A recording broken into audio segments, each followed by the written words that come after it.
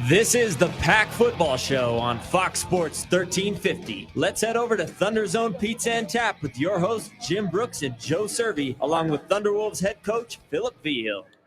And welcome back. We are at ThunderZone Pizza and Tapas. Helps if I press the right dial. That reach is just getting to be there, but we got it. Show also brought to you by Colorado Front Range Roofing. Hey, Dr. P in the house. There he goes, right on by. No, hey, he has to be. Hey, buddy, there you go. Again, Has to. tiny spicious. Yeah, just a little. Yeah. We're not superstitious. We're tiny spicious. Colorado Front Range Roofing, one of our title sponsors of the Pack Football Show, Jim Sprague and Company. Thought we might have some hail last night about 1:30 in the morning when the second wave of storms hit. That was kind of crazy. Did that rattle you out of bed at all? Not last night, but the night before. Sleep See, like a baby. we didn't get anything on the south side the night Yeah. before. The night Last before, night we did. The night before on It's the 2 west nights side, in a row. man, I woke up to the thunder. Yeah? Thought we were at You the thought Thunder Bowl. you thought he was hearing AC/DC come out of his Yeah, ears. feel the thunder. Exactly right. Well, you know what, Phil? We got highlights. I know it's one of your favorite parts of the show. I love it. We got 7 of them. Without further ado, let's go right to the first touchdown of the ball game. It was a beauty. Are you ready, Taylor? Are we ready? Here we go. Taylor Akins, I should say. Taylor Akins, yes, sir. 25-20, 15-10, 5, touchdown, Thunderwolves. What a snag by Dedrick Taylor Akins. With one hand, snares it out of the sky and takes it on into the end zone. Yeah, we talked about Dedrick Akins. Coach Vigil talked about him a little bit on the coaching show. He said, watch out for this kid. Sorry about You're not the transition there. You're Yeah, having some knob well, issues I'm having today. knob issues here. You know, I'm still a little nervous. A little nervous first time with highlights, but again, just a great play. I mean, is that when you relive over and over again? You lay in there and go, man, that was a great play. How many times have you watched it? Ooh, a lot. Yeah, A lot.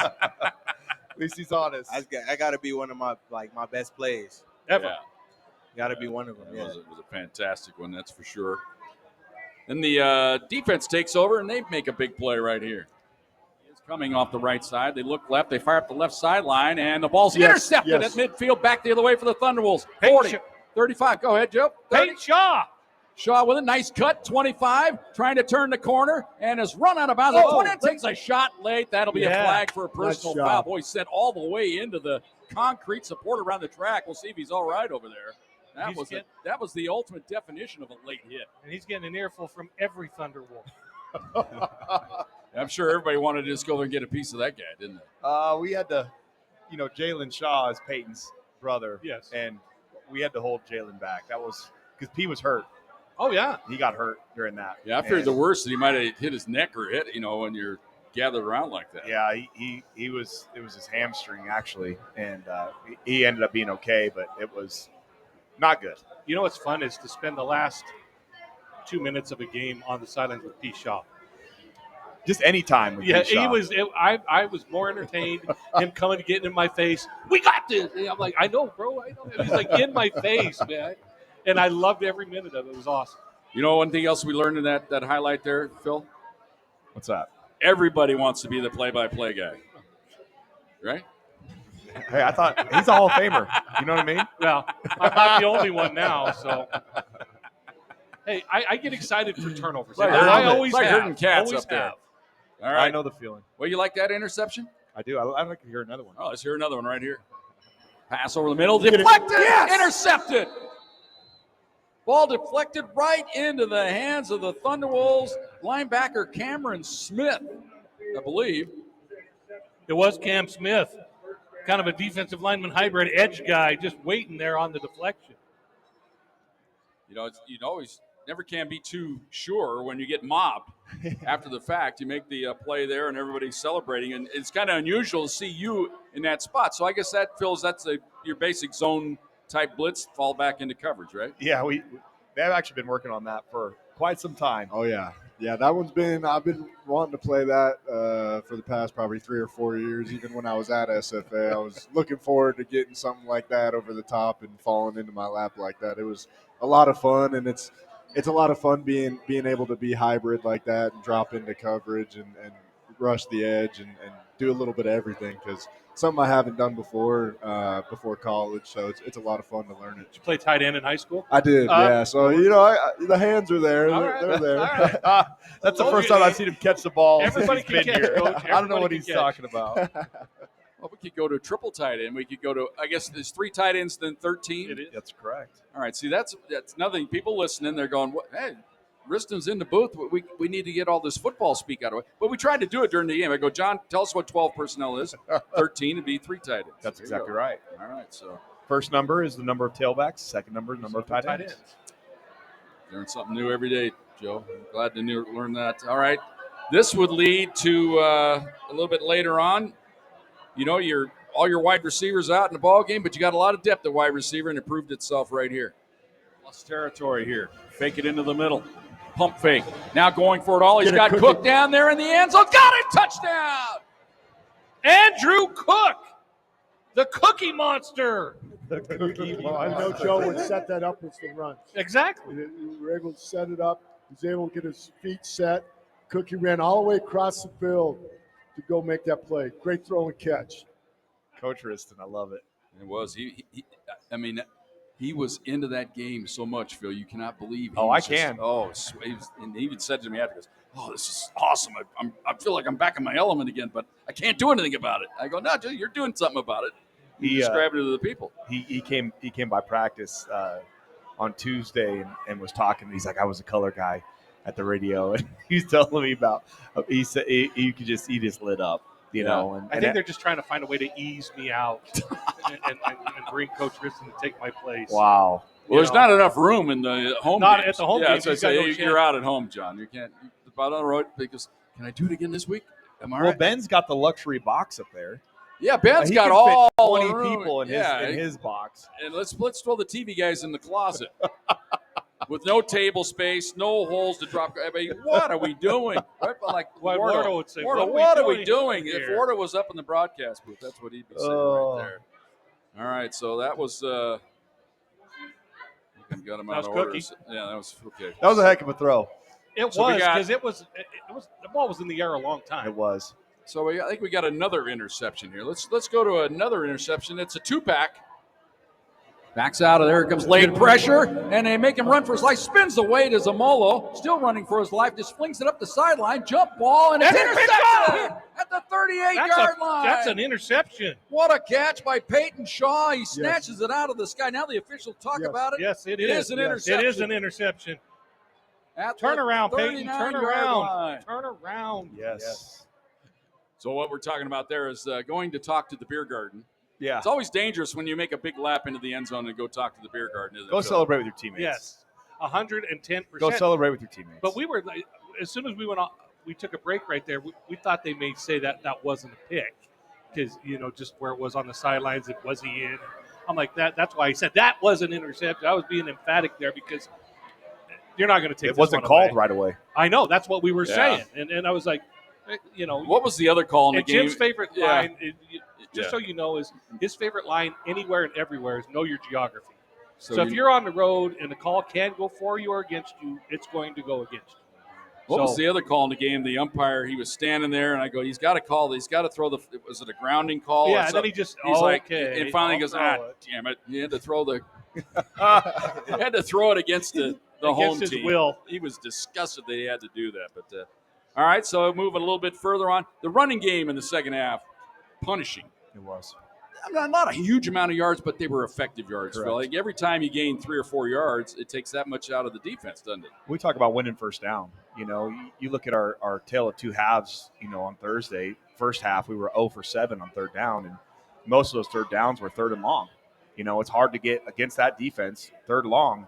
It's hard to convert those. And then in the second half, we're 8 for 12 on third downs. And a lot of that is attributed to being able to run the football on first down, be efficient in first down, and then you're putting yourself in a great position for third down. I even said on the air when you were getting 3 yards on a carry, that was good. I mean, it wasn't the 4 or 5 you want per play or whatever, but those 3 yards rushing on first down were huge. That's better than 2nd and 15. Correct. That's the whole key to the whole deal. And that whole deal. That we're going back to That's Rick Upchurch again. He would say a comment and he'd go, and that whole deal. I love Rick. Rick, if you're out there listening, he's out there in Pahrump, Nevada. Once in a while, I get a little conversation with him. And that whole deal. He's still out there doing well. All right, let's move on. Here is one of the key plays of the game. It's welcome back, Mr. Martinez. Mm-hmm. The snap, give it to Martinez up the middle, puts his head down, looks like he's in. No signal. There's the signal from the far Good. side. Touchdown, Thunderwolves. What a great drive. Great drive indeed. I mean, you just wearing them down, Phil. Yeah, I just, again, really proud of Keon, with everything that's happened with him and his recovery and just, broken ribs first week. Yeah, then he gets hurt. Game one. First carry of Yes. game one, He got lit up. And just, his toughness, his leadership, I'm really proud of that kid. He's overcome a lot. Well, shut how tough he was. He went out at first play. He was right back in. He played the remainder of the game. He just then you realize, hey, we got to shut you down for at least a week. Yeah. Well, think about who was on the field at the end of the game for you offensively and defense. You got Keon Cookie and Nate Gravano. Yep. I mean, none of those guys should have been with their 100%. injuries, and they were all on the field. You're exactly right. Well, Gravano, you talk about a guy overcoming some history Horrific. of problems with injuries. Horrific. And the kid, he's constantly working. Even after games, he's out there. You on never know when you're Sundays. going to get your shot. You never know. That's the whole That's key. exactly right. When you get your opportunity, you make the most of it. Guess what? You get more opportunities. All right, before we go to this last highlight, let's set it up. So, it looks like you got things in the bag there, but you had the little penalty, the great run that got you within a yard of the first down. Was there any thought, man, oh man, do I roll the dice here and win the game here? But the thought had to be, I could lose this damn game right here if I go for it. I didn't think that was the right move. At that, if the ball was, I think it was on like our 40-yard line or something. If it was on their 40, yeah, maybe. But I didn't think that was the right decision in that time to gamble. Our defense had been playing well, and so I was like, let's punt it, let's pin them deep. We've got 2-3 timeouts. We need them, and they don't have any now, and so I obviously we worked out. Yep. Well, then the most excited guy I think in the whole stadium was John Riston. He was counting. He's going, snap it, snap it. You can just see him. He's going. And then they got the timeout because they had too many men on the field. You almost won the game right there. Correct. Yeah, we almost did. I was confused why they called the timeout until after we went back and watched it because you're not counting defenders. Right. You're worried about your own stuff. Correct. You're making sure we got all the guys out there on punt that we need to, and we ran. One of our punts is we'll essentially go on 2, and so we were trying to go on 2 to get them to jump off sides and it didn't work. And we look back to the sideline, and by the time we look back to the sideline, they realize they got 12 out there. They call timeout. Had we just quick snapped you to have correct, we would have had them. Oh well, that worked out. All is well that ends well. Then of course, playing it kind of safe on defense, the old prevent. Let them have it underneath. Then you decide, you know what, we're going to blitz. Set the house. Set the house, and almost cost you. Didn't it? Almost did. It definitely did. I if you go back and look at that play though too, like that's one that we sent in because Gary gets completely free in the A gap, and the center just turns and grabs him by the face mask and pulls him to the ground. I was standing right there. It doesn't get called. No, and that should have been a 15-yard penalty right there. Right, then it's over. Correct. Yeah. And we have a guy fall down and Ben Wilson and Keith McCaney. I mean, those guys. Hey, Ben Wilson says he's the fastest guy in the world. Team. He's not the fastest guy on the team. Okay. Marcellus is the fastest guy on the team, in my opinion. I'd like to see those two race. But I'll tell you we what. can set that up. That's a running joke with us. Ben. Who's the fastest guy? Ben looked pretty fast on that one. Yes, because he hawked him down in a hurry, and Keith was right behind him. And ultimately, that saved the game for us. Sure. So they get first and goal at the 3 or 2 or 2.5, 3 yard line.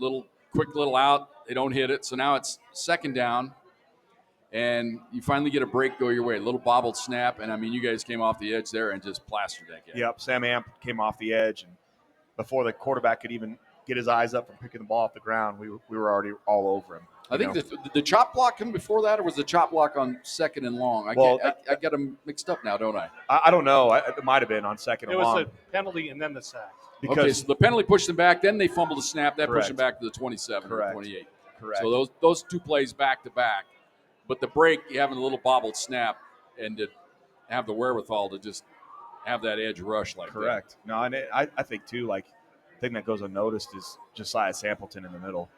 Like, that guy was an animal. Yeah. On Thursday and almost unblockable. And that last series, they're down there and they've got their center and both guards blocking Samp, and that's when, they had that penalty as well. But he imposed his will.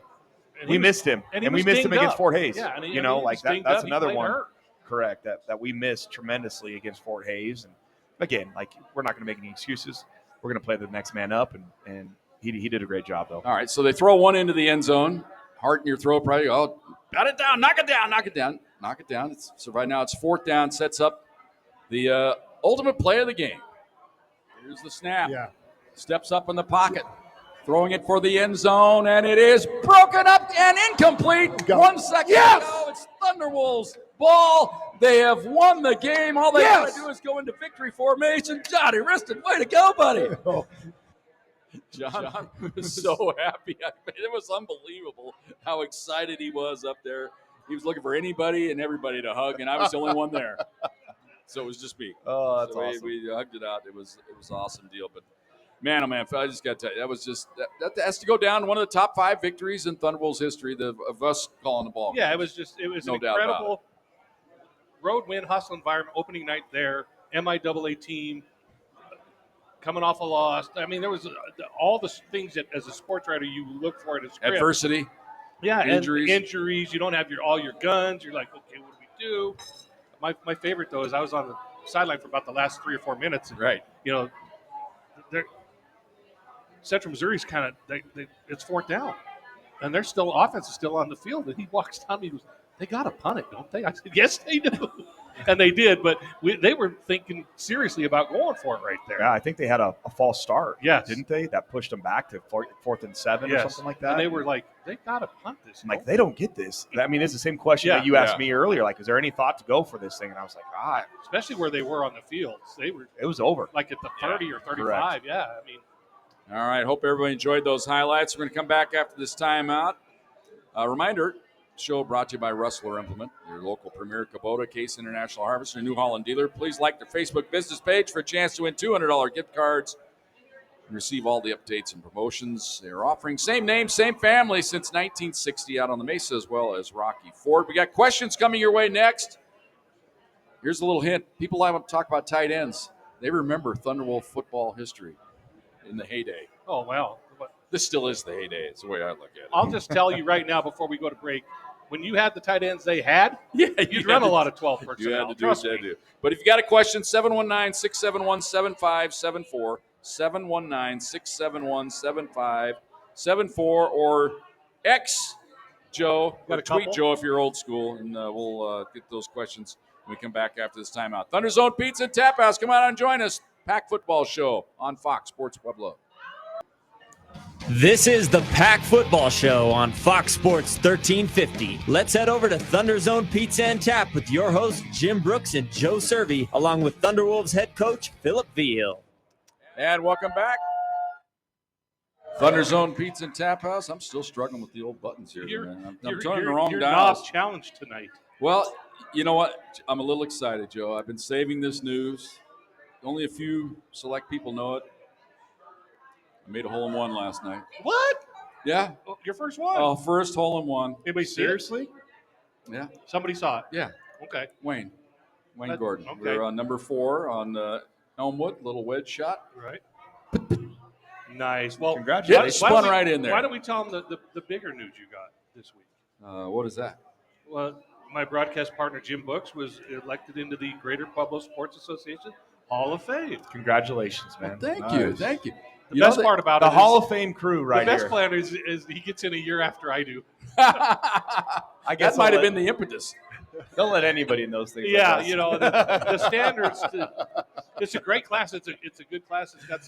It's got 3 really good golfers in it. That is awesome. Congratulations. Well, thank you. So now you have a Hall of Fame broadcasting I love it. crew. We had to get all the bowlers in town in, and then Right. It's just a running joke. We get the kegglers in, then we can move on to the golfers. But my buddy Steve Ivan getting in as well, so that's going to be an awesome night. We have to move our show that week to Tuesday. Which you week? okay with that? It's the preview of the first round of the playoffs. Oh. Either you'll have a bye or we'll be in the first There's no round. buys anymore. Oh, There's so no it'll bye. be the Yeah, first you're going week. right to it. So it'll be Tuesday of the get right first week to of the it. playoffs. Perfect. All right. So The, if Cam and DTA, if they have really good games on that, they might come back. I don't know if Coach. I haven't had a repeat You offender. have not had a repeat in 2 years. Yeah. First year That's why I didn't bring P. Shaw, because he outplayed Cam, not even close. You know? Oh. That man, hey, he did ball out. I'll give it. He balled out. No, Cam was a very close second. He had a great game. He is not. I said the player of the game is Tyler Dvorak. Tyler? He pulled people down in the second half like it was Man, no tomorrow. man. He cleared out more people. He was like the janitor. He was just bashing people. What janitors do you know that do that? Physical ones. I'm from Pueblo, dude. You're from private school Arvada, man. I'm from Pueblo. Golly, your janitors is beating up on people? Yeah, that's Charlie that's Klein, tough down here, District man. 60, man. That's tough. All right. So speaking of tight ends, are we going to see more of that? Oh, yeah. Is that something you know what, that works pretty good? Why don't we try that a little more often? Or is it just something, you know what, the situation dictates what you're going to do sometimes, doesn't it? It does. I mean, you look for things that are working and that can give you an advantage. You know, obviously we've got several tight ends we feel really good about. You know, TD's obviously one of them. Bozzi. Seth Bozzi is another one, you know, that they're working their tails off every single week. And we have ran 12. We just haven't done it as much. You know, I think we're probably in 12 personnel, maybe 90% of the game in the second half. Out of necessity, basically. It really was. You know, like we're like, okay. You know, we knew, like, offensively, we didn't put our defense in a great position in the first half. They were on the field for way too long. And we had to find a way to stay on the field and give them some rest. And you know, we felt like we were going to be able to gain an extra hat. And those guys did a really good job of using their size and strength and physicality to move some people. I just like the fact that it changed the mental or just the makeup of the game. It went from a finesse. Yeah, it changed the texture of the game did. in your favor in the second half. I agree. From the beginning, like from the onset of the second half, it was like a totally different game. I agree. I think, you know, it's funny because, Coach, we get the ball back, I don't know, in the first half with like 30 or 40 seconds left or whatever. And Coach Dodge's like, what do you want to do here? I was like, let's take it into half. And so he's like, all right, let's get into 12. And so we go into 12 for 2 plays in a row, and we run the ball on both of those plays, and we pop it. Yeah. And I think Keon gets like a 12-yard gain or something like that. And we're like, Okay. all right, let's see if they have some answers for this. Did it just help the way you? I mean, it's all X's and O's, but just the matchup just favor you schematically? Then? Well, you know, with what they, again, you know, going back to the crunch front and what they do defensively, you know, what we really did in the second half is we just said, okay, we're not going to block the linebacker farthest away from the run, and we're going to pull an extra tight end to the side that we're going to run, and our backs were doing a really good job of making that safety miss, and so we were had it up essentially to the play side, and it gave us an advantage. All right. Next question. People want to know, they're concerned about the injuries. What's our health situation look like this week with the Rakowski and Retzlaff is the main. That's everybody wants to know. Yeah, near perfect. Near perfect. We'll be back. We'll be near perfect. Okay. So we'll see. Yeah, I mean, it's always, and some of those are game time decisions, obviously, but, you know, this is also, we know Hunter's listening. You know, Hunter listened back then, you know. Hi, Hunter. How you Hunter. doing, buddy? You know, I mean, that goes way back. So, that's always kind of fun, and I'm sure Miles is listening. And, you know, I covered Anthony Hill, and so I was sort of like, I'm sure, hi, guys. There's a lot of crossover. No, you know, it is what it is, but it's also CSU Pueblo Mesa. Yep. So I know we never want to give scheme away, Jim. Right. Injuries away, Jim. Yeah. But he's just reading the questions. I understand. You know, travel. Do we get a travel? Well, you question? can read into things when they're on the travel roster. That means they're And gonna they be there. weren't, right? Yeah. Well, yeah, but Yeah. I see Honeycutt's there, so I'm assuming he's probably got a little sore. Probably rub some dirt on it. Might be all right. So I'm ready to go. Just because they're on the travel roster doesn't mean that they're going to suit up for the game. They're just So going to you eat. He's going to eat ribs. Well, and I mean, like, you know, Grand Junction. What do we eat there? Reggie's a senior. You know, he's Yeah. a leader for us. You know what I mean? Like, Okay. Are you staying in Junction or you stay in Glenwood? we're saying in Junction. Yeah. It's I guess I don't know. There's something going on in Grand Junction this weekend because my mom was like, there's no hotels. Oh, we've been there. yeah, exactly. We've done that before where they said the closest one's Montrose or Delta. It was like Could be we just Oktoberfest. drove back. It was Oktoberfest. It was a home game. It was homecoming, and there was something else one year. We couldn't find hotel rooms in Junction either. Wow. But Could be Riskin the- always used to stay yeah. in Glenwood, so he Could be never the corn festival down there in Uray too. You stay in Junction, go down to Olathe. Uray. Like, Oh, okay. no, you're right. Yeah, that's where they have the corn festival. All the corn you could eat. My buddy once ate 8 ears of corn. I said, "You got to be kidding me!" I go, "How was the next day?" Yeah, no I didn't nutritional want to know value. about that. Corn, Exact is- corn. corn has no Gosh. nutritional value whatsoever. It's just like just It is good, though. a good It is picture. good. Yeah. All right, you got any questions on your X feed there? One was just health, Okay. but I don't. Yeah, well, I don't do the health. And the other one was running backs. Is it still by committee, or do you go hot hand, or do you Yeah. go? Yeah, I think that's a good question. I think, obviously we've got 4 really talented players in that room. I think Devin Cross had a really good game.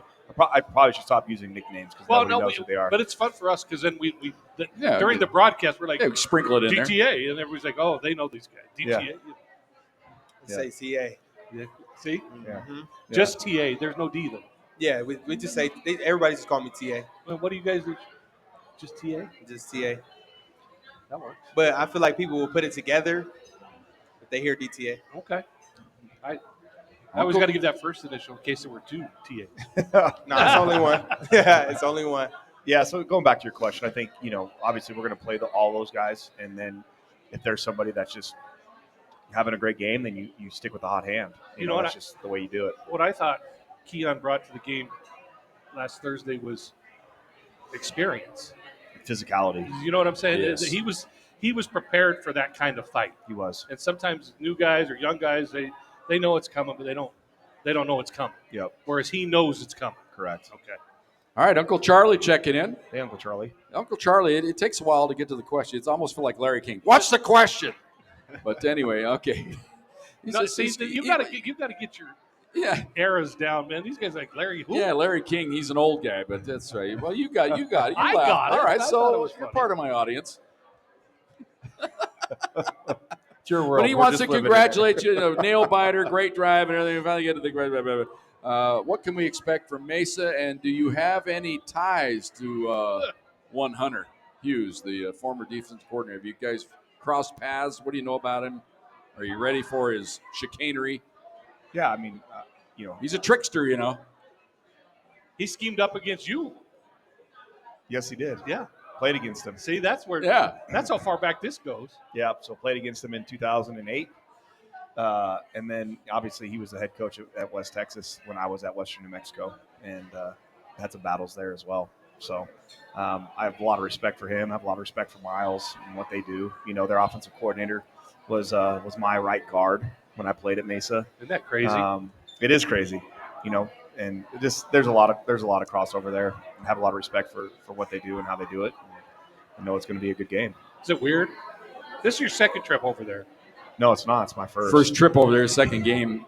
Well, Third no, game we against- played in Boston. The last 2 years We're they here. played That's right. Before we flipped the Yeah. schedule. So your This first is the trip first back time. in there. It's the first time that I've been back in 11 years. So Weird. Peyton was just born when we left. The other two. The other two were born in Hayes. So That's crazy. yeah. So is that just us putting too much into that, or you think about that at all going back there? It's like, well, what's it going to be like, or does it go in your mind a little bit, or yeah, you just say, you know what, obviously- it's just another day? Obviously, you just have a lot of fond memories of that place and the people, and I think a lot of who I am today is because of my experience there at Mesa and under Coach Romano and the people in Grand Junction, and so there's a lot of love in my heart for that place, obviously, and I'll always have that there, except for on Saturday. Exactly. Coach, he's Paisan, so he's got Pueblo ties just because he's Italian. No, Coach Romano is Him and his salt brother. of the earth, one of the best people in this Hands world. down. Yeah, he's an unbelievable Hands person. down. He always treated us great. But I got a lot of teammates and stuff that are texting me and we'll be at the game. And, Get ready. all that stuff. Yeah. So. Be ready, Phil. We're going to be there loud and proud. We'll be ready for him as well. Aren't we, Joe? You ready? I'm ready. I did some Let's extra go right push-ups now, today. right? All right. Spot the ball. Pack football show. Of course, we've mentioned they're brought to you by the Colorado Front Range Roofers, and as well as Rustler Implement and Keg One. We're at ThunderZone Pizza and Tap House. Come on down. You get a $10 hamburger if you'd like, or You know what I'm thinking about tonight? I might just go naked. Oh, Naked Jim's wings. going to go naked. Oh my gosh. He gets in the Hall of Fame and just thinks he can do Just whatever he wants. drop I now. just trout, do go whatever naked. whatever I want because now Ben, I'm not going to let him be naked. Ben's got to have fully dressed wings. Nobody needs to see that. That's right. Ben doesn't just get plain hamburger cheese. But okay, all right. All right, ThunderZone Pizza and Tap House. Back for the final segment. We'll talk about those Colorado Mesa Mavericks. That comes your way next. Pack Football Show on Fox Sports Pueblo. This is the Pack Football Show on Fox Sports 1350. Let's head over to ThunderZone Pizza and Tap with your hosts Jim Brooks and Joe Cervi, along with Thunderwolves head coach Philip Veal. And welcome. Pack Football Show. They're going to revoke that Hall of Fame. I know. I just cannot turn the right knobs. It's too far of a reach. It's too far of a reach The there. knob. He's got knob challenge. And knob challenge. All right. Well, speaking of a challenge, let's get right to it, Phil. Colorado Mesa had a bye week, so they've had all these extra days to study pack football, all these different tricks, all these different things to figure out. But what's it come down to? I mean, it's a rivalry game. You throw the records out. It's going to be a great game. They're a very well-coached team that plays extremely hard. I'm expecting a fist fight in a phone booth is what I'm expecting. Offensively, they're going to be a lot of 12 personnel, 21 personnel. They want to run the football, so they're going to do that. They're going to try to establish the run offensively. They're going to, a lot of wide zone, pin and pull, and then they've got a great play action off it, whether they're running boot or deep play action shots, and they've got some receivers that can go up and make some plays. Defensively, obviously it's the same defense that's been here since the inception, outside of the 3 years that I've been here, and so, it can create issues. They're going to be in an odd front. They're going to have 7 guys around the ball at all times and play great coverage on the back end. And so, we're going to have to play our best football on Saturday. And it's nice to be able to say on Saturday and actually mean on Saturday. Instead of a Thursday. But I'm excited to watch our team play. And how about you guys, when you get into your rooms, your receiver room, defensive line, how much of what you learn or look at this week is focused on you versus focused on what they do? Do you just take care of yourselves and maybe look at tendencies, or how closely do you study that film? Let's go with you first, TA. Well, usually we play off, like, we watch their leverage, how the DBs are backpedaling. We watch how they backpedal. If we are in, for example, if we're in a certain formation like cluster, how do they line up? Do they press? Are they off? Okay, if they press, what coverage do they run? If they're off, what coverage do they run? We also look at their tendencies when a big play is being made. Do they go back to their base, or do they scatter the play and do they panic? Like, we look at stuff like that. Are you a big film guy? Yeah, I watch a lot of Do you? film. I watch a lot of film. What about you, Cam? Yeah, I think a lot of it is you versus yourself. We talk about that a lot in the meeting room and all that. But there's also that part of it where you need to be breaking down what they're doing. And a big tendency for us this week has been just watching where certain people line up, and they could be an inch inside the tackle or an inch outside the tackle, and it kind of is a giveaway to what they're going to run or what they could run. But I think going out to practice every morning, it's a you versus yourself. And personally, this week I've been telling myself I want to improve hand work, and that's been my main goal this week, is working hands and being better with that. And at the same time, you are going in and breaking down that film, and like he said, I get a lot of extra film in. Do you like to watch the film? I mean, is it not I don't want to say pass the time, but Jim and I are gym rats. We like to be in a gym no matter where we're at. When we first started doing this traveling, we would go places to Chadron or wherever, and we'd go Friday night and we'd go go find a game. And we're just, if they were home, it was always great to go watch a high school game. Just kind of gym rats. I didn't know if you guys are kind of that just more comfortable being in the element like that. Yeah, I love to watch film. I like to watch film with myself. Obviously, I'm like my biggest critic, and I'm very coachable. I love to, like, get told, like, what I've done wrong and how I could do it better. And like Cam has said, it's really a me versus me type of deal, especially with practice film. But like when I'm watching the opponent, my receiver coach, Coach Browning, Coach BB, we call him Coach BB. He always tells us like we have to respect our opponent because obviously in the receiving room we're like we're very Oh, yeah. competitive, so it's like ain't nobody messing with us, But at the same time, he humbles us in the receiver room, and he tells us like you have to respect your opponent because you have to respect your opponent to know that if you go out there slacking, they can still punch you in the mouth. So I take those words. I took those words very heavily, and I like to watch film and make sure that you know I know their tendencies, my opponent's tendencies. Are you really handsy, or do you give free release? Do you open the gate? Stuff like that. Is PB is he a back in my day kind of coach? Because when he was here, I covered him, and Jimmy and I both call it. We've known him for a long time.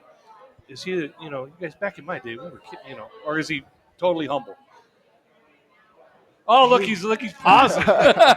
He's still got that dog in him. Okay. But he allows us to be free. Sure. So that's where the pause was because Right. he's like very competitive. Oh, no, he's still competitive, and he gives us stories here and there. Yeah. But he allows us to be free, and if he'll tell you, give you a suggestion on how he would have done it. And he said it, but if you do it how you do it and it works, I won't say nothing. But if you mess up on it, I'm gonna let you know. I told I'm gonna let you right? know. I like that. Time is short here, Phil. Let's get right down to the end of it here. This could be a defensive game for them. I think that's what they've got to be their mindset. They got to make this a slugfest. You got a defensive head coach. You got a defensive coordinator. It's he's one coach of the year, coordinator of the year. So you're going to be up against it. One thing you remember Hunter always did, he didn't care about between the 20s red zone. I'm sure that's one of your emphasis this week.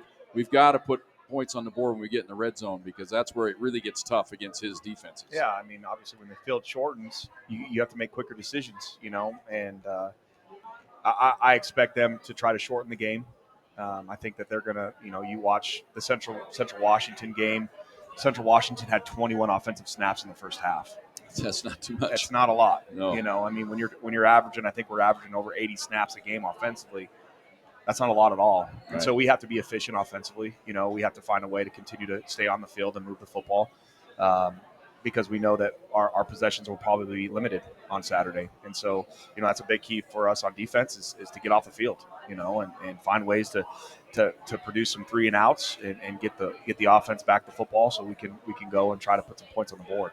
All right, we're looking forward to it. We'll have the ball game for you here on Fox Sports Pueblo. It's a 1:30 pregame show, 2:05 kickoff. We'll take you right up to the kickoff right here on Fox Sports Pueblo. Joe Cervi will join. We'll have John Risson as well there in the booth, and Ben will make the trip. Dr. P's making the trip as well, so that's we'll be looking forward to that on Saturday. Special people to thank here tonight, of course, everybody here. Ryan from ThunderZone Pizza and Tap House. They do such a great job setting things up for us. Our sponsors, Rustler Implement, Keg One, as well as the Colorado Front Range Roofing. Well, we don't really have time to sing, but we got to say happy birthday to Rock. That's right. That's what we're going to close the show out on. So without further ado, we'll see you on Saturday.